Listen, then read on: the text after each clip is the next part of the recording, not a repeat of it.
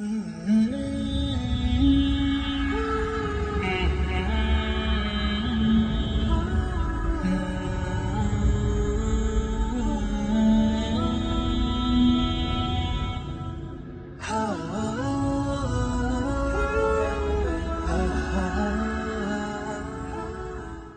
അലൈക്കും വറഹ്മത്തുള്ളാഹി വബറകാതുഹു.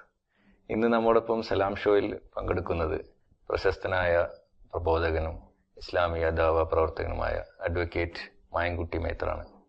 അദ്ദേഹം തന്റെ ജീവിതത്തിൽ നിരീശ്വര പ്രസ്ഥാനങ്ങളിലൂടെയും യുക്തിചിന്തയിലൂടെയും ഇസ്ലാമിനെ കണ്ടെത്തിയ വ്യക്തിയാണ്. അദ്ദേഹവുമായി നമുക്ക് അല്പനേരം സംസാരിക്കാം.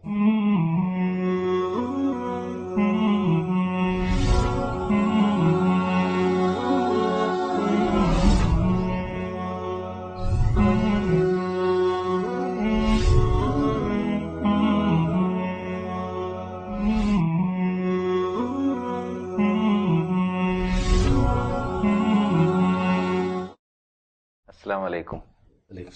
താങ്കൾ യുക്തിവാദ മാർഗത്തിലൂടെ ഒരുപാട് സഞ്ചരിച്ച ഒരു ആളാണല്ലോ. ഇസ്ലാമിലോട്ട് ആകർഷണമാവാനുള്ള കാരണങ്ങളൊന്ന് വിശദീകരിക്കാമോ? എൻ്റെ ചെറുപ്പത്തില് എൻ്റെ ഗ്രാൻഡ് ഫാദർ, അദ്ദേഹം ആ കാലഘട്ടത്തില് യൂസുഫ് അലിയുടെ ഇംഗ്ലീഷ് തർജ്ജമ വായിച്ച് അത് മക്കൾക്ക് പഠിപ്പിച്ചു കൊടുത്തിട്ടുള്ള ഒരാളാണ്. അതുകൊണ്ട് തന്നെ വീട്ടിൽ ശിർക്ക് ഉണ്ടായിട്ടില്ല. ചെറുപ്പത്തിൽ തന്നെ അദൃശ്യ ഒരു ശക്തിനെ മാത്രം ആരാധിക്കണം എന്ന് പറഞ്ഞൊരു വിശ്വാസം ഒരു യുക്തിഭദ്രമായിട്ട് അന്ന് എനിക്ക് തോന്നി. കാരണം അള്ളാഹുവിന്റെ ഒരു അനുഗ്രഹമാണ് നമുക്കിങ്ങനെ ഒരു വിശ്വാസം കിട്ടിയത്. പക്ഷെ ആ കാലഘട്ടത്തിൽ പോലും ഒരു യുക്തിയുടെ അടിസ്ഥാനത്തിൽ ഒരു വിശ്വാസം നമുക്ക് പകർന്നു നൽകാൻ അന്നത്തെ ഒരു അറിവ് അന്നത്തെ ആളുകൾക്കില്ല, തലമുറക്കില്ല. വളരെ കുറച്ച് പണ്ഡിതര് ആ കാലഘട്ടത്തിൽ ഉള്ളൂ. പിന്നെ CD-കളില്ല, DVD-കളില്ല. അങ്ങനെ ഒരു ദൈവവിശ്വാസം ശരിയാണെന്നൊരു തോന്നൽ വന്നിട്ടുണ്ടെങ്കിലും അതിന്റെ ഒരു യുക്തിയുടെ അടിസ്ഥാനമൊന്നും നമുക്ക് പകർന്നു കിട്ടിയിട്ടില്ല. പിന്നെ ആ കാലഘട്ടത്തിൽ കേൾക്കുന്ന ബൗളുകൾ, ഇവരുടെ ഈ മുല്ലാക്കന്മാരുടെ വിഡ്ഢിത്തരങ്ങള്, അതൊന്നും നമുക്കൊരു ആകർഷകമായിട്ട് നമുക്ക് തോന്നില്ലല്ലോ. അങ്ങനെ ഇരിക്കുമ്പോൾ 9ാം ക്ലാസ്സിൽ ഞാൻ പഠിക്കുന്ന സമയത്ത് SFIയിൽ ഞാൻ മെമ്പറായി. അപ്പൊ അന്ന് ഇന്നത്തെ പ്രസ്ഥാനം പോലെയല്ല, നല്ല ത്യാഗം അനുഭവിച്ച ആളുകള്, ഉന്നതമായ ചിന്തകളുള്ള ആളുകൾ, യുക്തിഭദ്രമായിട്ട് കാര്യങ്ങൾ പറഞ്ഞു തരുന്ന ആളുകൾ. ഇന്നത്തെ പോലത്തെ ഗ്രൂപ്പിസൊന്നും അന്നില്ല കേട്ടോ. അങ്ങനെ അന്ന് മാർക്സിസ്റ്റുകാരുടെയും കമ്മ്യൂണിസ്റ്റുകാരുടെയും ഒക്കെ പ്രത്യേകത നിരീശ്വരവാദം അവരുടെ പ്രസ്ഥാനത്തിന്റെ ഭാഗമാണ്. ഇന്ന് നമുക്ക് അറിയാം, ഈ പള്ളി കമ്മിറ്റിയിൽ, അമ്പല കമ്മിറ്റിയിലൊക്കെ മാർക്സിസ്റ്റ് മെമ്പർമാരുണ്ട്. അന്ന് അങ്ങനെ ഇല്ല. കാരണം പള്ളിയിൽ പോകുക, അമ്പലത്തിൽ പോകുക, അതെല്ലാം വളരെ കുറച്ചിലായിട്ട് കാണുന്ന ഒരു കാലഘട്ടം വരുന്നത്. അതുകൊണ്ട് തന്നെ ഒരിക്കലും നമുക്കൊരു ഇതിൻ്റെ അകത്തൊരു അമ്പലമോ പള്ളി അതൊന്നും നമ്മുടെ ചിന്തയിലോട്ട് വന്നിട്ടില്ല. ചാൾസ് ഡാർവിന്റെ ഗ്രന്ഥങ്ങൾ വായിക്കുക, ആ ഒരു ദൈവനിഷേധം അങ്ങോട്ട് തുടങ്ങി. തിരിച്ചിപ്പുറത്ത് ചെന്നാലോ, വീട്ടിൽ ചെന്നിട്ട് ദൈവമില്ല, ദൈവം ഉണ്ടെന്നുള്ളതിന്റെ തെളിവെന്താണ്? പരിണാമവാദം ശരിയാണോ തെറ്റാണോ? ഞങ്ങൾ പറയുന്നത് ശരിയാണെന്ന്. എങ്ങനെയാണ് അള്ളാഹു സൃഷ്ടിച്ചത്, അള്ളാഹു എങ്ങനെ ഉണ്ടായി എന്നൊക്കെ ചോദിച്ചാൽ ഇങ്ങോട്ട് പറഞ്ഞുതരാൻ നമ്മുടെ മാതാപിതാക്കൾക്ക് പറ്റില്ല, ബന്ധുക്കൾക്ക് പറ്റില്ല, പള്ളിയിലത്തെ മുല്ലാക്കന്മാർക്കും പറ്റില്ല. അപ്പൊ നിങ്ങൾ ചിന്തിക്കണം, ഒരു വശത്ത് യുക്തിഭദ്രമായിട്ട് കാര്യങ്ങൾ പഠിക്കുകയും മനസ്സിലാക്കുകയും ചെയ്യുന്ന ഒരു വിഭാഗം, അതിനൊരു മറുഭാഗത്ത് യുക്തിഭദ്രമായിട്ട് അതിനെ തെറ്റാണെന്ന് പറഞ്ഞ് നമ്മളെ ബോധ്യപ്പെടുത്താൻ പറ്റുന്ന ഒരു അറിവുള്ളവർ ഇപ്പുറത്തില്ല. സ്വാഭാവികമായിട്ടും നിരീശ്വരവാദമായി മനസ്സിലേക്ക്. അങ്ങനെ നിരീശ്വരവാദമായിട്ട് നമ്മളിങ്ങനെ നടക്കുകയാണ്. ദൈവമില്ല, പള്ളി പോക്ക് നിർത്തി. അതിനുമുമ്പ് പള്ളിയിൽ പോവും, നമസ്കരിക്കലൊക്കെ ഉണ്ടായിരുന്നു. ഇത് കംപ്ലീറ്റ് നിർത്തി. അതൊരു 75 കാലഘട്ടം മുതൽ അങ്ങനെ നിർത്തി. പിന്നെ ഞാൻ ബാംഗ്ലൂർ പോയി. ബാംഗ്ലൂർ എത്തുന്ന സമയത്ത് ഇന്നത്തെ സഖാക്കളല്ല കൂട്ടും. എറണാകുളത്ത് വെച്ച് എല്ലാം സഖാക്കളാണ് നമ്മുടെ സുഹൃത്തുക്കൾ. ബാംഗ്ലൂർ വെച്ച് നമ്മുടെ സുഹൃത്തുക്കൾ മുഴുവനും ഇന്ത്യയുടെ വിവിധ ഭാഗങ്ങളിൽ നിന്നുള്ള ആളുകളാണ്. പ്രത്യേകിച്ച് ഊട്ടി എന്നുള്ള ബഡുക കമ്മ്യൂണിറ്റിയിലത്തെ കുറെ ആളുകൾ ഉണ്ടായിരുന്നു. അവരെല്ലാം സത്യസായി ബാബേനെ ഭഗവാനായിട്ടും ദൈവമായിട്ട് അംഗീകരിക്കുന്ന ആളുകളാണ് അവര്. അങ്ങനെ ഇരിക്കുമ്പോഴേ അവരുടെ ചിന്മയ മിഷന്റെ പ്രസംഗങ്ങൾ കേൾക്കാൻ പോകാറുണ്ട്. അപ്പൊ ചിന്മയ സ്വാമിജി എല്ലാ വർഷവും ബാംഗ്ലൂര്, എനിക്ക് തോന്നുന്നു ഇന്ത്യയിലെ എല്ലാ സ്ഥലത്തും അങ്ങനെ വരാറുണ്ടെന്ന് തോന്നുന്നു. ബാംഗ്ലൂര് ഭഗവത്ഗീതനെ പറ്റി ഒരു ക്ലാസ്, ഒരാഴ്ചത്തെ ക്ലാസ് ഉണ്ട്, അതിനൊക്കെ പോകും. വെറുതെ ഞാൻ പോകുന്നതാണ്, എനിക്ക് അങ്ങനെ ഒരു വിശ്വാസത്തിന്റെ ഭാഗമായിട്ട് പോകുന്നതല്ല.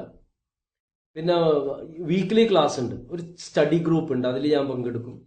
അപ്പൊ അവരോട് ഞാൻ പറയും, കണ്ട് ഇസ്ലാമും ക്രിസ്തുമതം എല്ലാം പറയുന്നത് ഇന്നത് വിശ്വസിച്ചാലേ ശരിയാവുകയുള്ളൂ. മറിച്ച് ഹിന്ദുക്കൾ പറയുന്നു, അല്ലെങ്കിൽ ഹൈന്ദവ വിശ്വാസ പ്രകാരം എന്തും ആകാം, എന്തും വിശ്വസിക്കാം. അത് നല്ല കാര്യമാണ്. ദൈവവിശ്വാസമൊന്നും എൻ്റെ മനസ്സിലോട്ടില്ലെങ്കിലും കൊള്ളാം.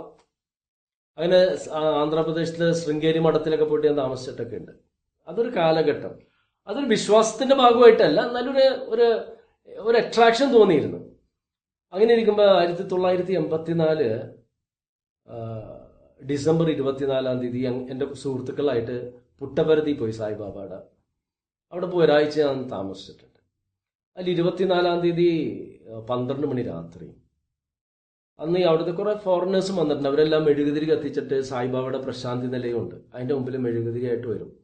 അദ്ദേഹം 1-ാം നിലയുടെ മുകളിൽ നിന്ന് വന്നിട്ട് ഇവരെല്ലാം അനുഗ്രഹിക്കും. അപ്പൊ ഈ ഫോറിനേഴ്സും അവിടെ കൂടിയിരിക്കുന്ന എല്ലാ ആളുകളും, ഞാൻ ഒഴിച്ച്, കൈ ഉയർത്തിയിട്ട് ഓ മൈ ലോർഡ് എന്നാ വിളിക്കുന്നത്, ദൈവമേ എന്നാ വിളിക്കുന്നത്. എനിക്കെന്തോ ഒരു മനുഷ്യനെ ദൈവമായിട്ട് അംഗീകരിക്കാൻ സാധിക്കില്ല, ഒരിക്കലും പറ്റിയിട്ടില്ല. പക്ഷെ ആ സമയത്ത് എനിക്ക് ദൈവവിശ്വാസമില്ല. അന്ന് എന്റെ മനസ്സിൽ പറഞ്ഞ്, മുഹമ്മദ്, അന്ന് മുഹമ്മദ് നബി സല്ലല്ലാഹു അലൈഹി വസല്ലം എന്നൊന്നും വായിൽ വരില്ല, മുഹമ്മദ് ഈ അത്ഭുതമൊന്നും കാണിച്ച ആളുകൾ ഇങ്ങനെ ഒരു ദൈവമെന്ന് പറഞ്ഞിട്ടില്ലല്ലോ എന്നൊരു ബഹുമാനം ഉള്ളിലോട്ട് കടന്നു വന്ന്. പിറ്റേ ദിവസം ഈ 5 ഭൂഖണ്ഡത്തിൽ നിന്നുള്ള ആളുകൾ പങ്കെടുത്ത ഒരു ബൈബിളിൽ നിന്നുള്ള ഒരു എപ്പിസോഡിന്റെ അടിസ്ഥാനത്തിൽ ഒരു ഡ്രാമ ഉണ്ടായിരുന്നു. അതിലൊരു കാലിന് സുഖമില്ലാത്ത ഒരു കുട്ടി ഇങ്ങനെ വരുന്നു. ആ കുട്ടിയെ യേശുവിടെ വേഷം ധരിച്ച നടൻ കാലിൽ തൊടുമ്പോൾ കാല് ശരിയാവേണം. അപ്പൊ ആ കുട്ടി പറയും, താങ്ക് യു ജീസസ് എന്ന് പറയും. ജീസസെ നന്ദി. അപ്പൊ ജീസസ് ആയിട്ട് അഭിനയിക്കുന്ന ആള് പറയും, do not thank me, thank thy father എന്ന് പറഞ്ഞിട്ട്, ഫാദർ എന്ന് പറഞ്ഞിട്ട് ചൂണ്ടിക്കാണിക്കുന്നത് സദസ്സിലിരിക്കുന്ന സായിബാബയുടെ നേർക്ക. അപ്പൊ സായിബാബ യേശുവിനെക്കാട്ടിയും വലിയൊരു ദൈവമായിട്ടാണ് ആ നാടകത്തിൽ അഭിനയിച്ച അഭിനേതാവ് കാണിച്ചു കൊടുക്കുന്നത്. എനിക്ക് അതിലോട്ട് ഒരു അട്രാക്ഷനൊന്നും തോന്നിയില്ല. സുഹൃത്തുക്കളോട് ഞാനത് പറയുകയും ചെയ്തു. എന്നിട്ട് തിരിച്ചു പിന്നെ നാട്ടിൽ വന്ന് വിവാഹം കഴിച്ച്, എന്നെ വൈഫ് ഹൗസ് കിളിമാനൂര. വെള്ളിയാഴ്ച ഞാൻ പോവില്ല, കാരണം വെള്ളിയാഴ്ച പോയി പള്ളിയിൽ പോകണം, അതുകൊണ്ട് പോവില്ല. അങ്ങനെ ഇരിക്കുമ്പോൾ 1994 ആണ് ഒരു forum four faith and fraternity എന്ന് പറഞ്ഞ ആളുകൾ, ഒരു കൂട്ടായ്മയാണ് മുസ്ലിങ്ങളുടെ, ആലുവ YMCAയിലൊരു ക്യാമ്പ് സംഘടിപ്പിച്ച്. അന്ന് എൻ്റെ ഒരു കസിൻ വിളിച്ചുകൊണ്ട് ഞാൻ പോയതാണ്, അല്ലേ ഞാൻ പോവില്ല. പിന്നെ അവർ പറഞ്ഞ് എന്തെങ്കിലും ഒന്ന് സംസാരിക്കണമെന്ന് പറഞ്ഞ് ഞാൻ ആ സ്റ്റേജിൽ കയറിയിട്ട് ഇസ്ലാമിനെ വിമർശിച്ച് സംസാരിച്ചു. പക്ഷെ ഞാൻ ഈ സായിബാബയുടെ അടുത്ത് നടന്ന കാര്യം പറഞ്ഞിട്ട് പറഞ്ഞ്, ഒരു സ്വയം ദൈവമായിട്ടൊന്നും പ്രഖ്യാപിക്കാത്തതുകൊണ്ട് മുഹമ്മദിനോട് എനിക്കൊരു ബഹുമാനം ഉണ്ട് കിട്ടാന്ന് പറഞ്ഞു. അന്ന് രാത്രി ഞാൻ വരുമ്പോൾ ഖത്തറിൽ ജോലിയുള്ള ഒരാളാണ്, ഇസ്മായിൽ എന്ന് പറഞ്ഞൊരാള് എന്നോട് പറഞ്ഞിങ്ങനെ, പഠിച്ചിട്ടാണോ വിമർശിക്കണേന്ന് ചോദിച്ചു. ഞാൻ പറഞ്ഞു, എന്തിനാ പഠിക്കണത്, ഈ തലക്കെട്ടുള്ള മുല്ലാക്കന്മാർ കാണിക്കണ കാട്ടായങ്ങൾ കണ്ടിട്ടില്ല എന്ന് ചോദിച്ചു. അപ്പം പഠിച്ചിട്ട് വിമർശിക്കാൻ പറഞ്ഞു. എന്നിട്ട് അദ്ദേഹം അഹമ്മദ് ദീദാദിന്റെ കുറച്ച് പുസ്തകം തന്നു. അപ്പം അഹമ്മദ് ദീദാദിന്റെ പുസ്തകങ്ങൾ വായിച്ചപ്പോൾ എനിക്കൊരു അട്രാക്ഷൻ തോന്നി. കാരണം ഒരു ഡിബേറ്റ് സ്റ്റൈലാണ്, ഒരു അഡ്വക്കേറ്റ് എന്നുള്ളതൊക്കെ ആ സ്റ്റൈൽ എനിക്ക് ഇഷ്ടപ്പെട്ടു. എങ്കിൽ പോലും ഞാൻ പറഞ്ഞു, ഫസ്റ്റ് ഫൗണ്ടേഷനിൽ നിന്ന് ആരംഭിക്കാമെന്ന് വിചാരിച്ചു. അങ്ങനെ ഫൗണ്ടേഷൻ എന്താണ്, അടിത്തറ ഞാൻ പഠിച്ചത് എന്താണെന്ന് വെച്ചാൽ, അല്ല അന്വേഷിച്ചത് എന്താണെന്ന് വെച്ചാൽ, ദൈവം ഉണ്ടോ ഇല്ലേ. ഒന്നില്ലെങ്കിൽ 2 ഓപ്ഷനുള്ളൂ നമുക്ക്, ഒന്നിൽ ദൈവമുണ്ട് അല്ലെങ്കിൽ ദൈവമില്ല. കാരണം നമ്മൾ നടന്നു പോകുമ്പോൾ ഒരു മതിൽ കണ്ടാൽ 2 കാഴ്ചപ്പാട് വരാം. ഒന്ന് ഒരു ഇഷ്ടികയുടെ പുറത്ത് കയറിയിട്ട് ഒരു മതിലായി, അല്ലെങ്കിൽ ഒരു മെയ്സന ഉണ്ടാക്കി, ഇല്ലേ. ആ 2 കാഴ്ചപ്പാട് ഉള്ളൂ. അപ്പൊ ശാസ്ത്രത്തിൽ പറയും ഇത് ഒരു പ്രോബബിലിറ്റി തിയറി എന്ന് പറയും. ആ ഒരു പ്രോബബിലിറ്റി തിയറി വെച്ചിട്ട് ഈ 2 ഓപ്ഷനിൽ ഏതാണ് യുക്തിഭദ്രം, ആ യുക്തിഭദ്രമായത് സ്വീകരിക്കുക. അതാണ് നമ്മൾ ചെയ്യേണ്ടത്. ഒരു ഉദാഹരണം പറഞ്ഞാൽ, ഖുർആനിൽ പറയും 7-ാം അധ്യായത്തിലെ 179-ാം വചനത്തിലില്ലേ, മലക്കുകളിൽ നിന്നും ജിന്നുകളിൽ നിന്നും ഒരുപാട് ആളുകളെ നരകത്തിന് വേണ്ടി സൃഷ്ടിച്ചു. എന്തിനു വേണ്ടിയാണ് സൃഷ്ടിച്ചിരിക്കുന്നത്? കാരണം അവർക്ക് ചിന്തിക്കാനുള്ള കഴിവുണ്ട്, ചിന്തിക്കുന്നില്ല. കണ്ണുണ്ട്, കാണുന്നില്ല. കാതുണ്ട്, കേൾക്കുന്നില്ല. അപ്പൊ ആ ഒരു രീതിയിലാണ് അവർ, അതുകൊണ്ടാണ് നരകത്തിലാക്കിയത്. ഈ കഴിവ് ഉപയോഗിക്കണം. അപ്പൊ ഇസ്ലാമിൽ ആ യുക്തിഭദ്രമായിട്ടുള്ള ഒരു കാര്യമുണ്ട്. ഏത്? യുക്തി കൊണ്ട് ഈ കഴിവുകൾ, സ്രഷ്ടാവ് നൽകിയ കഴിവുകൾ നമ്മൾ ഉപയോഗിച്ചിട്ട് ദൈവത്തെ മനസ്സിലാക്കുക എന്നുള്ള കണക്കാണ്. ആ ഒരു യുക്തിഭദ്രമായ ഒരു കാഴ്ചപ്പാട് മനസ്സിലോട്ട് കടന്നു വന്ന ഒരു സ്രഷ്ടാവ് ഉണ്ടെന്ന് എനിക്ക് ബോധ്യപ്പെട്ടു. അങ്ങനെ സ്രഷ്ടാവുണ്ടെന്ന് ആദ്യം എനിക്ക് ബോധ്യപ്പെട്ടു. അതിനുശേഷം ഒരു താരതമ്യ പഠനം നടത്തി, ഏതാണ് വ്യത്യസ്തമായ വിശ്വാസങ്ങൾ ഏതാണെന്ന് പഠനം നടത്തിയിട്ട് ഇസ്ലാമാണെന്ന് ബോധ്യപ്പെട്ടത് കൊണ്ടാണ് ഞാൻ ഇസ്ലാമിലേക്ക് വന്നത്. നിരീശ്വരവാദം യുക്തിചിന്തയോട് എത്രത്തോളം നീതി പുലർത്തിയിട്ടുണ്ട്? ഇവിടെ മനുഷ്യർക്ക് മറ്റു ജീവജാലങ്ങളിൽ നിന്ന് ഒരു വ്യത്യാസമുണ്ട്. കാരണം എട്ടുകാലി ലക്ഷക്കണക്കിന് വർഷങ്ങൾക്ക് മുമ്പ് എങ്ങനെ വല നെയ്തത് ഇപ്പോഴും അതുപോലെ വല നെയ്യും. കടന്നൽ എങ്ങനെ കൂടുണ്ടാക്കി അതുപോലെ കൂടുണ്ടാക്കും. ഒരു പട്ടിയും മനുഷ്യനും കൂടി നടന്നു പോവുകയാണ്. മനുഷ്യർ ചെയ്യണ പല കാര്യങ്ങളും പട്ടിയും ചെയ്യും. ശ്വസിക്കും, ഭക്ഷണം കഴിക്കും, അല്ലെങ്കിൽ മറ്റുള്ള എല്ലാ കാര്യങ്ങളും. പക്ഷേ മനുഷ്യനെ പോലെ ഒരു പെട്രോളിയം ഉൽപ്പന്നങ്ങൾ ഭൂമിക്കടിയിൽ നിന്നും കണ്ടെത്തി പിന്നെ പ്ലാസ്റ്റിക് ഉണ്ടാക്കാൻ പറ്റും? പട്ടിക്ക് പറ്റില്ല. ഒരു ജീവജാലങ്ങൾക്കും അത് പറ്റില്ല, മനുഷ്യന് മാത്രം പറ്റും. കാരണം മനുഷ്യനൊരു പ്രത്യേകതയുണ്ട്, അവന് ബുദ്ധിയുണ്ട്. ബുദ്ധി വെച്ചിട്ട് അവന് കാര്യങ്ങൾ തീരുമാനിക്കാനുള്ള ഫ്രീഡം ഉണ്ട്. ആ സ്വാതന്ത്ര്യം എന്ന് പറഞ്ഞു കഴിഞ്ഞിട്ടുണ്ടെങ്കിൽ അതാണ് മനുഷ്യനെ മറ്റുള്ളവരിൽ നിന്നും ഭിന്നനാക്കുന്നു. ആ സ്വാതന്ത്ര്യം കൊണ്ട് ദൈവം ഉണ്ടെന്ന് പറയാം, ഇല്ല എന്ന് പറയാം. പക്ഷെ എന്ത് നമ്മൾ പറഞ്ഞാലും അതിനൊരു യുക്തിഭദ്രമായ ഒരു അടിത്തറ ഉണ്ടാകും. ആ യുക്തിഭദ്രമായ അടിത്തറ മനുഷ്യനത് ഉപയോഗിക്കേണ്ടിയിരിക്കുന്നു. അങ്ങനെ നമ്മൾ ഉപയോഗിക്കേണ്ടത്. യുക്തിചിന്തയുടെ ഇസ്ലാമിക പ്രസക്തി, ഇസ്ലാമിക അധ്യാപനത്തിൽ അതിനുള്ള പ്രസക്തി എത്രത്തോളമുണ്ട്? ഒരു ഉദാഹരണം, ഇപ്പൊ നിരീശ്വരവാദികൾ പറയും അവർ യുക്തിവാദികളാണെന്ന് പറയും. ഞാൻ പറയും നിരീശ്വരവാദികൾ യുക്തിവാദികളല്ല എന്ന് പറയും. കാരണം ഉദാഹരണത്തിന് ഞാനൊരു കാര്യം ചോദിക്കട്ടെ നിങ്ങളോട്. ഇപ്പൊ ദൈവമുണ്ടോ, ദൈവമില്ലേ? ഇപ്പൊ നമ്മുടെ സങ്കീർണമായ കണ്ണ്, നമ്മുടെ കൈകാലുകൾ, നമ്മുടെ അവയവങ്ങൾ, ഇത് എങ്ങനെ ഉണ്ടായത്? നമ്മൾ യുക്തി കൊണ്ട് വേണം ചിന്തിക്കാൻ. ഒരു യുക്തിവാദിനോട് നമുക്ക് ചോദിക്കാം എങ്ങനെ ഇതുണ്ടായി. അവർ പറയും യാദൃച്ഛികമായിട്ടുണ്ടായി, ഇല്ലേ? അവർ പറഞ്ഞ യാദൃച്ഛികമായിട്ട് ഉണ്ടായി. എന്നാൽ യുക്തിയുടെ അടിസ്ഥാനത്തിലൊന്ന് അത് ഞങ്ങളോട് പറഞ്ഞതാണ്. അപ്പം അവർ പറയുന്നത് വർഷങ്ങൾക്ക് മുമ്പ്, ലക്ഷക്കണക്കിന് വർഷങ്ങൾക്ക് മുമ്പ് ഒരു സ്ഫോടനം ഉണ്ടായി. സ്ഫോടനത്തിലൂടെ ഒരു അമിനോ ആസിഡ് ഉണ്ടായി. അമിനോ ആസിഡ് നശിക്കാതെ ലക്ഷക്കണക്കിന് വർഷങ്ങൾ കിടന്നപ്പോൾ ഒരു പ്രോട്ടീൻ മോളിക്യൂൾ ഉണ്ടായി.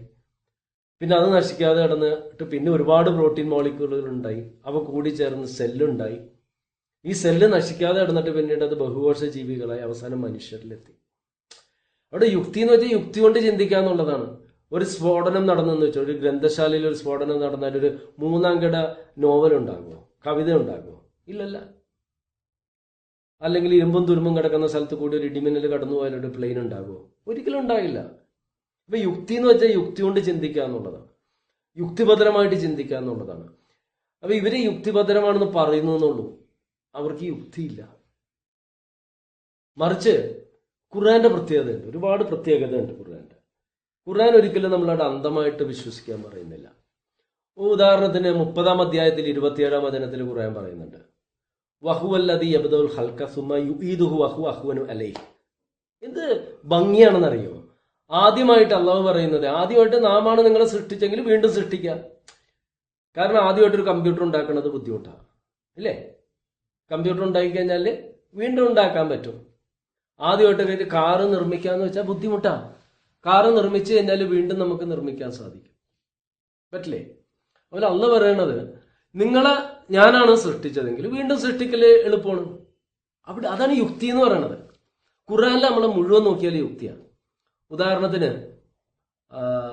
80-ാം അധ്യായത്തിലെ 19-ാം വചനത്തിലാണെന്ന് തോന്നുന്നു, മിൻ നുത്ഫത്തിൻ ഖലഖഹു ഫഖദ്ദറ. നിങ്ങളൊരു കണത്തിൽ നിന്നും സൃഷ്ടിക്കുകയും അതിൽ വ്യവസ്ഥപ്പെടുത്തി. ഇത്രയല്ലേ പറയുന്നുള്ളൂ. എന്ത് ചെറിയ കുറച്ച് വാക്കുകൾ. നിങ്ങളെ കണത്തിൽ നിന്നും സൃഷ്ടിക്കുകയും അതിൽ നിങ്ങളെ വ്യവസ്ഥപ്പെടുത്തി. ഇന്നത്തെ ജീനും DNA പറ്റി അറിഞ്ഞാൽ എങ്ങനെ 1400 വർഷങ്ങൾക്ക് മുമ്പ് ഖുർആനിൽ ഇത് പറഞ്ഞെന്ന് തോന്നും, അത്ഭുതം തോന്നും നമുക്ക്. കാരണം പുരുഷ ബീജവും സ്ത്രീയുടെ അണ്ടവും കൂടി കൂടിച്ചേരാം, എന്നിട്ട് സിക്താണ്ഡം ഉണ്ടാകുക. ഈ സിക്താണ്ഡം വിഭജിച്ചാണ് എല്ലാ അടിസ്ഥാന കോശങ്ങളും ഉണ്ടാകുന്നത്. നമ്മുടെ വ്യത്യസ്തമായ അവയവങ്ങൾ ഉണ്ടാകുന്നത് ഈ അടിസ്ഥാന കോശത്തിൽ നിന്നാണ്. ഈ ബേസിക് സെല്ലിൽ നിന്നാണ് എല്ലാ ഓർഗൻസും ഉണ്ടാകുന്നത്. ഉദാഹരണത്തിന് ഹൃദയം ഉണ്ടാകാൻ ഉദ്ദേശിച്ചിട്ടുള്ള അടിസ്ഥാന സെല്ല്, അതിൽ ഈ DNA, എല്ലാത്തിനും DNA ഉണ്ട്.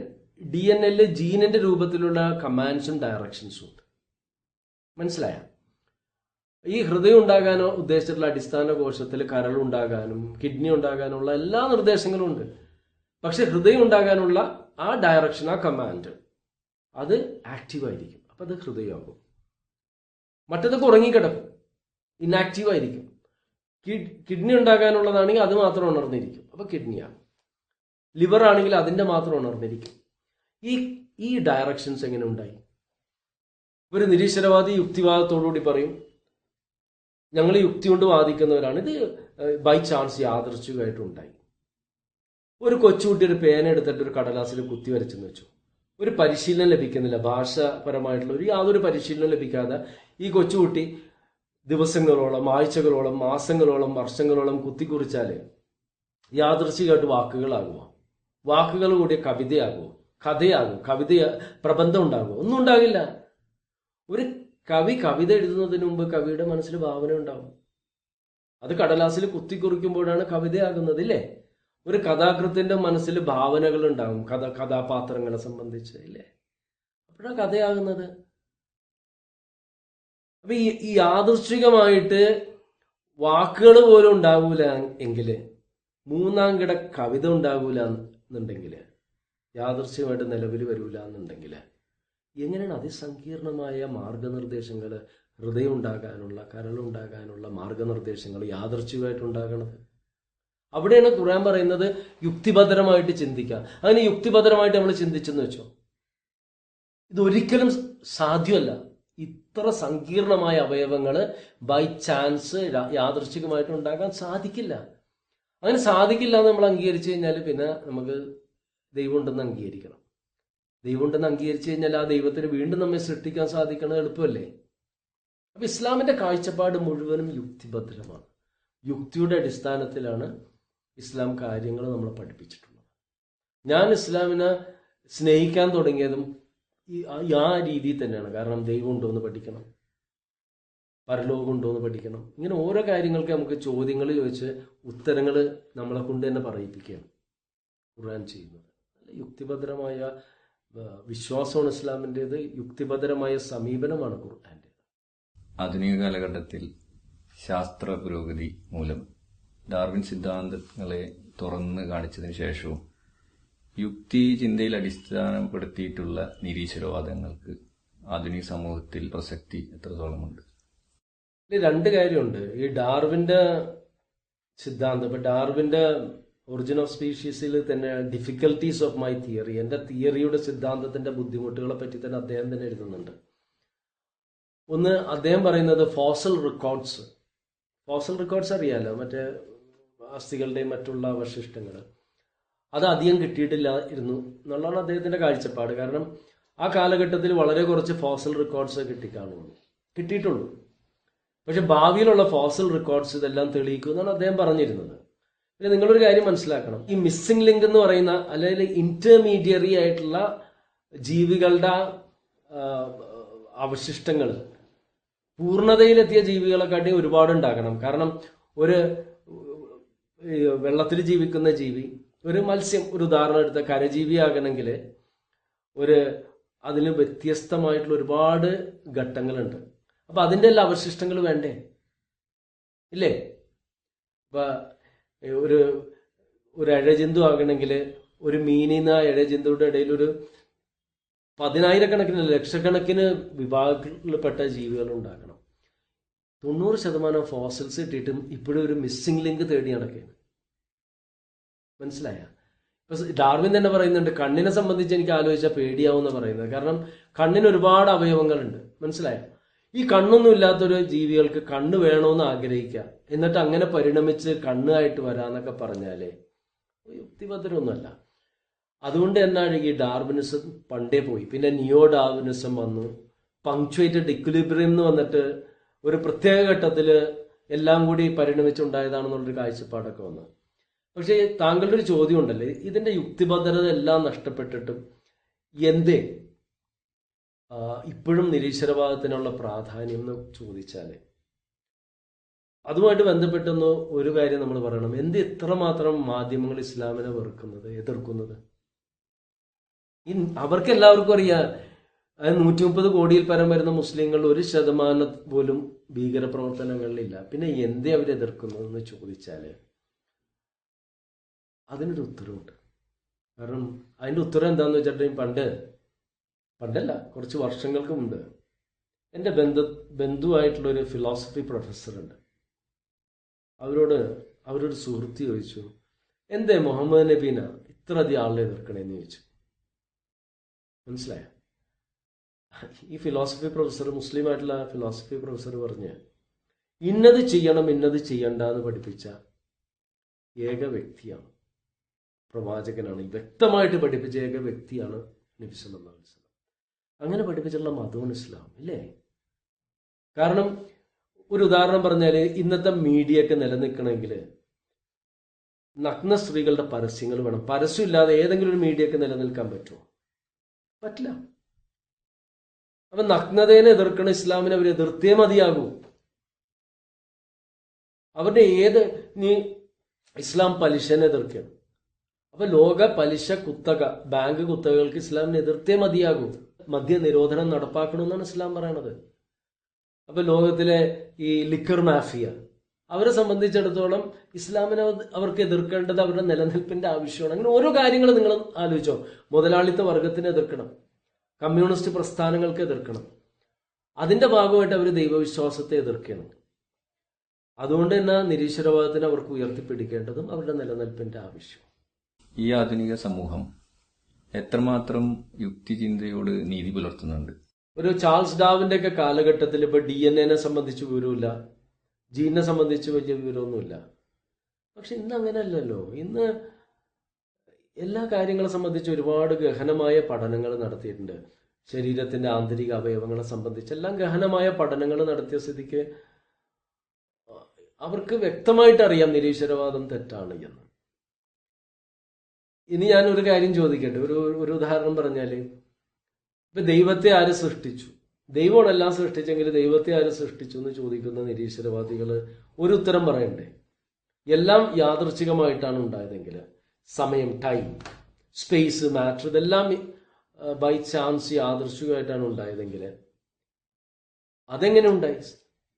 അതിനു മുമ്പ് എന്തുണ്ടായി എന്ന് ഉള്ള ഉത്തരം അവർ പറയണ്ടല്ലോ. അവർ പറയുന്നില്ല. വാസ്തവത്തില് ഖുർആന്റെ ഒരു പ്രത്യേകതയുണ്ട്. ഇപ്പോഴും ഞാൻ ആലോചിക്കണം, എന്നെ ഇസ്ലാമിലോട്ട് ആകർഷിച്ച ഏറ്റവും വലിയൊരു കാര്യം 112-ാം അധ്യായം ഖുർആനില്ല. ഖുൽ ഹുവല്ലാഹു അഹദ് അല്ലാഹു സമദ് ലം യലിദ് വലം യൂലദ് വലം യകുൽ ലഹു കുഫുവൻ അഹദ്. വാസ്തവത്തില് ഞാൻ ബാംഗ്ലൂരിൽ പഠിക്കുമ്പോൾ നിരീശ്വരവാദമൊക്കെ ആയിട്ട് നടക്കുന്ന സമയത്ത് എനിക്ക് ആകെ അറിയാവുന്ന ആയത്തിതാ, അർത്ഥമൊന്നും അറിയില്ല. അങ്ങനെ ലോ കോളേജിൽ ഞങ്ങളുടെ ഒരു കൾച്ചറൽ പ്രോഗ്രാം വന്നു. ആ പ്രോഗ്രാം വന്നപ്പോൾ ഞാൻ സ്റ്റേജിൽ കയറിയിട്ട് ഒരു പോപ്പ് സംഗീതത്തിന്റെ രൂപത്തിൽ ഇത് ഞാൻ പാടി കുറച്ച് 2 സ്റ്റെപ്സൊക്കെ വെച്ചിട്ട് പിള്ളേരുടെ കയ്യടി മേടിച്ചു. സ്റ്റേജിൽ നിന്ന് തന്നെ ഇറങ്ങി വരുമ്പോൾ ഞങ്ങളെ ഇസ്ലാമിക് ലോ പഠിപ്പിച്ചിരുന്നുണ്ട് വെങ്കട സുബയ്യ, ഞങ്ങളുടെ പ്രിൻസിപ്പളായിരുന്നു. അദ്ദേഹം ദേഷ്യത്തോടെ എന്നോട് പറഞ്ഞ്, mine you did A bad thing എന്ന് പറഞ്ഞു. വളരെ തെറ്റായ ഒരു കാര്യമോ ചെയ്തതെന്ന് പറഞ്ഞു. ഞാൻ നുണ പറഞ്ഞു. Sir, it's an Arabic song എന്ന് പറഞ്ഞു. അറബി ഭാഷയിലൊരു ഗാനമാണ്. ദേഷ്യത്തോടെ അദ്ദേഹം പറഞ്ഞു, no, it's an verse from the Quran and an important prayer എന്ന് പറഞ്ഞു.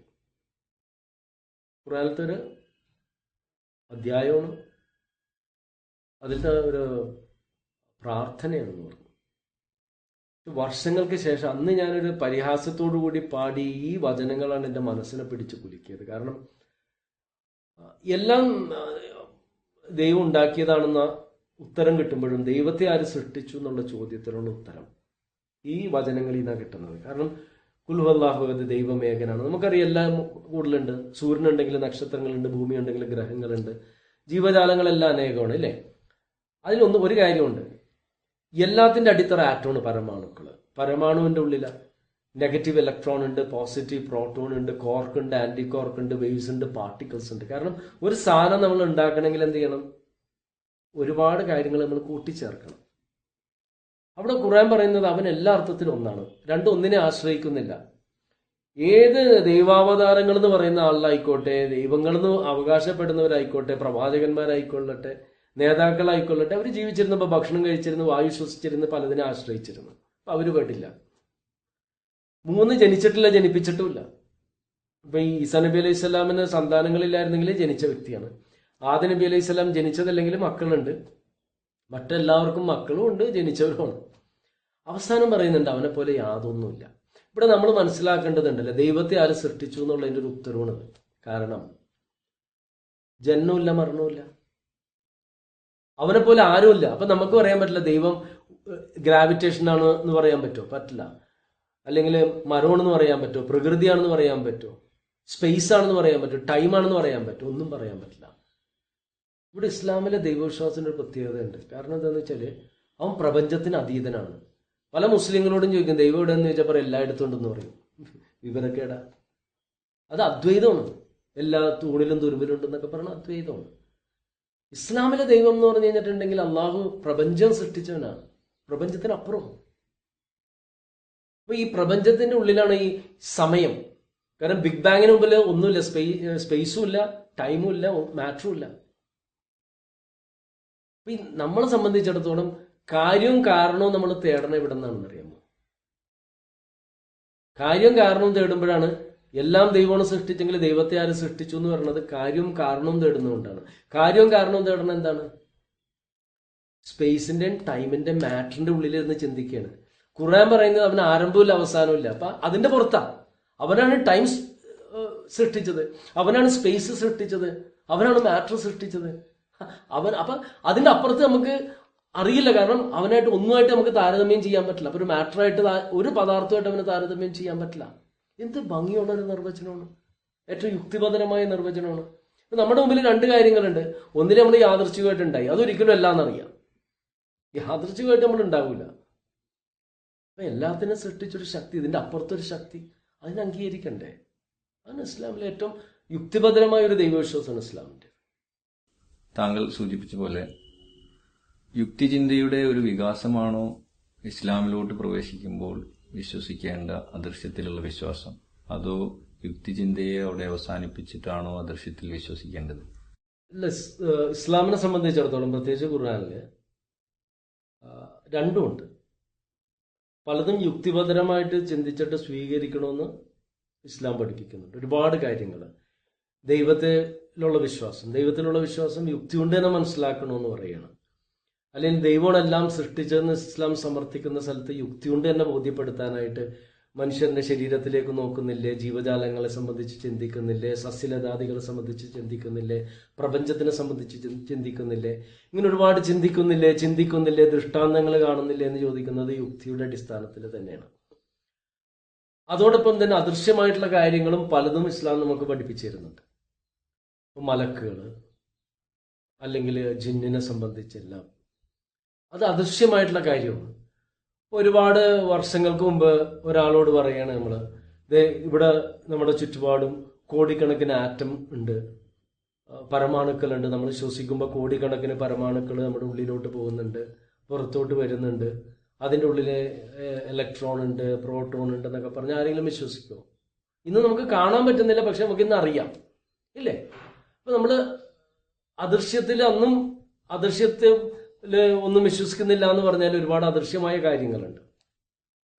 അതുപോലെ ഇപ്പൊ എന്നോട് ചോദിച്ചില്ലേ ആ ചോദ്യം ഉണ്ടല്ലോ, അദൃശ്യത്തിൽ മാത്രമാണ് നമ്മൾ വിശ്വസിക്കേണ്ടതല്ല. യുക്തിയുടെ അടിസ്ഥാനത്തിൽ നമ്മൾക്ക് കുറെ കാര്യങ്ങൾ ഖുർആൻ ബോധ്യപ്പെടുത്തുകയാണ്. അത് കഴിയുമ്പോഴും യുക്തിക്ക് അപ്പുറമായിട്ടുള്ള യുക്തി ഉണ്ട്, അതിന്റെ അപ്പുറത്തായിട്ടുള്ള കുറെ കാര്യങ്ങൾ നമ്മൾ വിശ്വസിക്കണം. അതിന്റെ യുക്തി എന്താണെന്ന് ചോദിച്ചാൽ എന്താണ്? കാരണം ഒരു 80% അല്ലെങ്കിൽ 90% ഖുർആൻ പറയുന്നത് യുക്തിയുടെ അടിസ്ഥാനത്തിലാണെങ്കിൽ ബാക്കിയുള്ളത് നമ്മൾ അംഗീകരിക്കേണ്ടി വരികയാണ്. അദൃശ്യമായിട്ടുള്ള കാര്യങ്ങളാണ്. ഇപ്പൊ ഖുർആനിൽ പറഞ്ഞിട്ടുള്ള ദൈവവിശ്വാസമാണെങ്കിലും പരലോക വിശ്വാസമാണെങ്കിലും ഒരുപാട് കാര്യങ്ങൾ നമ്മൾ യുക്തിയുടെ അടിസ്ഥാനത്തിൽ തന്നെ നമ്മൾ അംഗീകരിക്കുകയാണ്. ഖുർആന്റെ അമാനുഷികതയുണ്ട്. ഖുർആൻ പറഞ്ഞിട്ടുള്ള ഒരുപാട് കാര്യങ്ങൾ. ഉദാഹരണത്തിന് 16-ാം അധ്യായത്തിലെ 68-ാം വചനം പറയുന്നുണ്ടല്ലോ ഇതിനെപ്പറ്റി, വൗഹാ റബ്ബുക്കിൽ നഹ്ലി അനി തഹ്ദി മിനൽ ജിബാലി ബുയൂത്തൻ എന്ന് പറഞ്ഞിട്ട് തേനീച്ചയുടെ കൂടുണ്ടാക്കുന്നതിനെ സംബന്ധിച്ച് പറയുന്നുണ്ടല്ലോ. അതിൽ അള്ളാഹു ബോധനം നൽകി തേനീച്ചയോട്, നീ കൂടുണ്ടാക്കുക മനുഷ്യരുടെ പാർപ്പിടങ്ങളിലും മരങ്ങളില് പർവ്വതങ്ങളില്. ഇവിടെ ഈ രണ്ട് കൂടുണ്ടാക്കുന്ന തേനീച്ചയാരാണ്? പെൺ തേനീച്ചയാണ്. ഇത് വാസ്തവത്തിൽ 1973 ശാസ്ത്രജ്ഞർ ഇത് മനസ്സിലാക്കുന്നത്.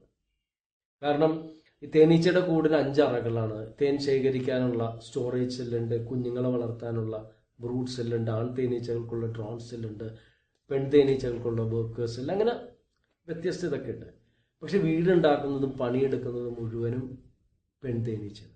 ഇപ്പം നമ്മുടെ മുമ്പിൽ കൂടെ ഈ പറന്നു പോണ ഒരു തേനീച്ചേനെ കണ്ട ആൺ തേനീച്ചയാണോ പെൺ തേനീച്ചയാണെന്ന് മനസ്സിലാവും? ഇല്ല. കൂടുണ്ടാക്കുന്നത് ഏത് തേനീച്ചയാണെന്ന് മനസ്സിലാക്കുന്നത് എങ്ങനെയാണ്? അത് ശാസ്ത്രത്തിന്റെ അടിസ്ഥാനത്തിൽ ഇപ്പോൾ മനസ്സിലാക്കിയതാണ് 1970 കാലഘട്ടത്തിൽ. മറിച്ച് 1400 വർഷം മുമ്പ് ഖുർആൻ ഒരു ലെറ്റർ കൊണ്ട്, വേർഡ് കൊണ്ടും കൂടിയല്ല, വാക്കുകൊണ്ടും കൊണ്ടല്ല, ഒരു അക്ഷരം കൊണ്ട് ഖുർആൻ പറയുന്നുണ്ട്. വൗഹ റബ്ബുക്കൽ നഹ്ലി അനി തഹ്ദി. ഇത്തഹദ് എന്ന് വെച്ചാൽ ഒരാണെ ഉണ്ടാക്കുക. ഇത്തഹദ എന്ന് വെച്ചാൽ 2 ആണുങ്ങളെ ഉണ്ടാക്കുക. ഇത്തഹദു എന്ന് വെച്ചാൽ കൂടുതൽ ആണുങ്ങളെ ഉണ്ടാക്കുക. ഇത്തഹദി അനിത്തഹദി വി എന്ന് പറഞ്ഞ ഒരു ലെറ്റർ, ഒരു അക്ഷരം.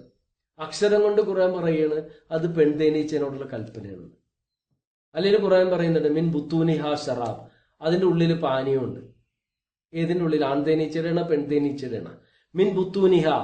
അബൂബക്കർ റളിയല്ലാഹു അൻഹു ഹു, ആയിഷ റളിയല്ലാഹു അൻഹ. മിൻ ബുത്തൂനിഹ, പെൺ തേനീച്ച ഹ. ഇങ്ങനെ ഒരുപാട് കാര്യങ്ങൾ ഖുർആനിലുണ്ട്, ഒരുപാട് കാര്യങ്ങളുണ്ട്. അഗാധമായ സമൂഹത്തിന്റെ അഗാധതകളിൽ അന്ധകാരം ആർക്കറിയാം? ആധുനിക പ്രഷർ താങ്ങുന്ന പറ്റുന്ന സബ്മറീൻസ് കൊണ്ട് കണ്ടെത്തിയതാണ് അതൊക്കെ. അങ്ങനെ ഒരുപാട് കാര്യങ്ങൾ വരുമ്പോൾ നമ്മൾ 80% അല്ലെങ്കിൽ 90% യുക്തി കൊണ്ട് നമുക്ക് മനസ്സിലാക്കാൻ പറ്റിയാൽ ബാക്കിയുള്ളത് നമ്മൾ മനസ്സിലാക്കണം. അപ്പൊ ആത്മാവ്, ഖുർആൻ പറയുന്നുണ്ട് ആത്മാവിനെ സംബന്ധിച്ച് നിങ്ങൾക്ക് അല്പം മാത്രമേ അറിയുള്ളൂ, ഇല്ലേ? ഞാൻ എങ്ങനെ ആത്മാവിനെ മനസ്സിലാക്കുന്നു എന്ന് വെച്ചാൽ നമ്മൾ കുറെ കമ്പയർ ചെയ്യും. ശരി, പൂർണ്ണമായ കമ്പാരിസൺ അല്ല. ഒരു ഉദാഹരണത്തിന് നമ്മുടെ ശരീരത്തിൽ ഒരു ബാഹ്യമായ ഘടനയുണ്ട്, അല്ലേ? ആന്തരിക അവയവങ്ങളുണ്ട്. ഒരു കമ്പ്യൂട്ടറിന് എന്താണ്? ഔട്ടർ ക്യാബിനറ്റ് ഉണ്ട്, പുറത്തൊരു ക്യാബിനറ്റ് ഉണ്ടല്ലോ. പിന്നെ എന്തുണ്ട്? അതിന് മദർ ബോർഡ് ഉണ്ട്, ഹാർഡ്വെയർ ഉണ്ട്. അപ്പൊ ഒരു കമ്പ്യൂട്ടറിന്റെ ഔട്ടർ ക്യാബിനറ്റ് ബാഹ്യമായിട്ടുള്ള രൂപത്തിന് നമ്മുടെ ബാഹ്യ ശരീരമായിട്ട് കമ്പയർ ചെയ്യാം. അതിന്റെ ഉള്ളിലുള്ള മദർ ബോർഡ്, ഹാർഡ്വെയറിനെ നമ്മുടെ ഉള്ളിലത്തെ ആന്തരിക അവയവങ്ങളായിട്ട് കമ്പയർ ചെയ്യാം, ഇല്ലേ? ഒരു ഉദാഹരണം പറഞ്ഞു. എങ്കിൽ പോലും കമ്പ്യൂട്ടർ വർക്ക് ചെയ്യണമെങ്കിൽ സോഫ്റ്റ്വെയർ വേണം, ഓപ്പറേറ്റിംഗ് സിസ്റ്റം വേണം. ആ സോഫ്റ്റ്വെയറിനെ നമുക്ക് നമ്മുടെ ജീവനായിട്ട് കമ്പയർ ചെയ്യാം. അങ്ങനെ നമുക്ക് കമ്പയർ ചെയ്യാൻ പറ്റുള്ളൂ. കാരണം 24 വയസ്സുള്ളൊരു ആരോഗ്യമുള്ള ഒരാൾ ഒരു ഡീപ്പ് ഫ്രീസർ, മനസ്സിലായി എന്താണ് ഡീപ്പ് ഫ്രീസർ? തണുപ്പിക്കുന്നത്. ഡീപ്പ് ഫ്രീസറിൽ ഇരുത്തി 1 മണിക്കൂർ കഴിഞ്ഞാൽ എടുത്താലും മരിച്ചു പോയി കാണും. പക്ഷെ ജീവൻ പോയിട്ടുണ്ടെങ്കിലും വെയിറ്റ് ഒക്കെ സെയിം ആയിരിക്കും. അവയവത്തിന് കേടൊന്നും കണ്ടു കാണാനില്ല. പക്ഷെ ജീവൻ പോയി. ജീവൻ നമുക്ക് തൊട്ടു നോക്കാൻ പറ്റില്ല, ജീവനെ കാണാൻ പറ്റില്ല. ഒരാൾ ചിരിക്കുമ്പോൾ അയാൾക്ക് ജീവനുണ്ടെന്ന്, ഇല്ല? അതെല്ലാം അറിയുള്ളൂ. ഇനി ഒരു ബ്ലാങ്ക് സി ഡി എടുത്ത് നമ്മൾ എന്ത് ചെയ്യുന്നു? തൂക്കി നോക്കി ഒരു വെയിറ്റ് കിട്ടി. കുറെ സോഫ്റ്റ്വെയർ നമ്മൾ ലോഡ് ചെയ്തിട്ട് പിന്നെ തൂക്കി നോക്കിയാൽ വെയിറ്റ് സെയിം ആയിരിക്കും. സോഫ്റ്റ്വെയർ കാണാൻ പറ്റുമോ? കാണാൻ പറ്റില്ല, തൊടാൻ പറ്റില്ല. പക്ഷെ നമ്മൾ കമ്പ്യൂട്ടറിൽ ലോഡ് ചെയ്ത് വർക്ക് ചെയ്യുമ്പോൾ അറിയാം സോഫ്റ്റ്വെയർ ഉണ്ടെന്ന് അറിയാം. അപ്പൊ നമുക്ക് അങ്ങനെ ഒരു കമ്പാരിസൺ ജീവനും സോഫ്റ്റ്വെയറുമായിട്ട്. ഇതെല്ലാം ഉണ്ടെങ്കിലും കമ്പ്യൂട്ടർ വർക്ക് ചെയ്യില്ല. പുറത്തൊരാൾ എന്ത് ചെയ്യണം? സ്വിച്ച് ഇട്ട് വർക്ക് ചെയ്യിപ്പിക്കണം. അപ്പൊ കമ്പ്യൂട്ടറെ സംബന്ധിച്ചിടത്തോളം പുറത്തുനിന്നൊരു ശക്തി, ഒരു ഊർജ്ജം ഉള്ളിലോട്ട് വരെയാണ്. അത് നമ്മുടെ ആത്മാവായിട്ട് കമ്പയർ ചെയ്യാം, ഇല്ലേ? ഇനി ഇതെല്ലാം കഴിഞ്ഞിട്ട് സോഫ്റ്റ്വെയർ ഉണ്ട്, ഹാർഡ്വെയർ ഉണ്ട്. ഇതെല്ലാം വെച്ചിട്ട് കമ്പ്യൂട്ടർ നമ്മൾ ഓപ്പറേറ്റ് ചെയ്യണം. അതിൽ നമ്മുടെ പേഴ്സണൽ ഡേറ്റാസ് നമ്മൾ ശേഖരിക്കും. നിങ്ങളുടെ കമ്പ്യൂട്ടറിലുള്ള പേഴ്സണൽ ഡേറ്റ, നിങ്ങളുടെ ഫോട്ടോസ് ഉണ്ടാവും, നിങ്ങളുടെ പേഴ്സണൽ അക്കൗണ്ട്സ് ഉണ്ടാവും. എൻ്റെത് വേറെ ആയിരിക്കും, വേറെ ആളുടെ വേറെ ആയിരിക്കും. ഈ പേഴ്സണൽ ഡേറ്റാസ് നമ്മുടെ ജീവിതത്തിലെ പ്രവൃത്തികളായിട്ട്, ഓരോ വ്യക്തികളുടെ പ്രവൃത്തിയായിട്ട് നമുക്ക് കമ്പയർ ചെയ്യാം. ഈ പേഴ്സണൽ ഡേറ്റാസ് നമുക്ക് എന്ത് ചെയ്യാം? പെൻഡ്രൈവിൽ സ്റ്റോർ ചെയ്യാം, ഇല്ലേ? അല്ലെ നമുക്ക് എന്ത് ചെയ്യാം? ഇന്റർനെറ്റിൽ ഇമെയിലിൽ കൂടി അറ്റാച്ച് ചെയ്ത് നെറ്റിൽ സെർവറിൽ ഭദ്രമായിട്ടിരിക്കും. അല്ലെങ്കിൽ CD-യിലോ DVD-യിലോ നമുക്ക് റൈറ്റ് ചെയ്യാം. ഇനി ഒരു കമ്പ്യൂട്ടർ സ്വിച്ച് ഓഫ് ചെയ്യണമെങ്കിൽ നമുക്ക് പറയാം കമ്പ്യൂട്ടർ ഉറങ്ങുകയാണെന്ന് പറയാം. സ്വിച്ച് ഓൺ ചെയ്യണമെങ്കിൽ കമ്പ്യൂട്ടർ ഉണർന്നിരിക്കുകയാണെന്ന് പറയാം. കമ്പ്യൂട്ടർ ആരെങ്കിലും തല്ലിപ്പൊളിച്ചാൽ കമ്പ്യൂട്ടർ മരിച്ചുപോയി എന്ന് പറയാം, ഇല്ലേ? ഇനി വേറൊരു കമ്പ്യൂട്ടർ ഉണ്ടാക്കിയിട്ട് നമുക്ക് എന്ത് ചെയ്യാം?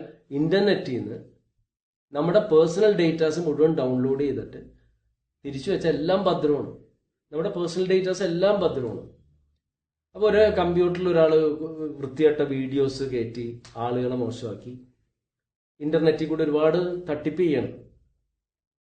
പോലീസുകാർ വന്ന് വാതിലുമോ തട്ടിപ്പോൾ അയാൾ കമ്പ്യൂട്ടർ അടിച്ചു പൊളിച്ച് നശിപ്പിച്ചു കളഞ്ഞു. സെർവറിൽ നിന്ന് എല്ലാം കിട്ടൂല ഇൻവെസ്റ്റിഗേഷൻ ഓഫീസറിന്.